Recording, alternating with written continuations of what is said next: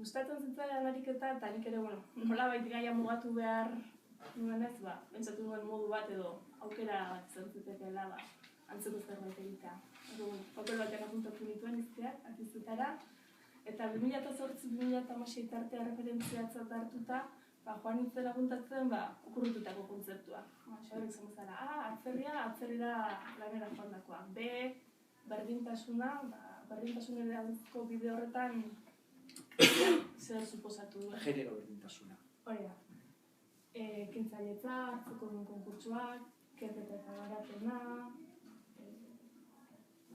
nekazaritza, osasun goraren inklusioa, eta horrela izki guztiak osatu arte.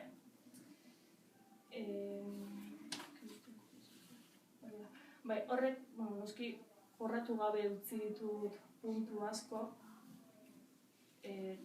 Osagutara nahiko bote prontan egindako zerbait izan zen, baina hitz batzuk lehenetsi behar nituen, eta asko pentsatu gabe azkenean liburuan ageri diren horien aldeko autua egin nuen, eta listo. Gero egin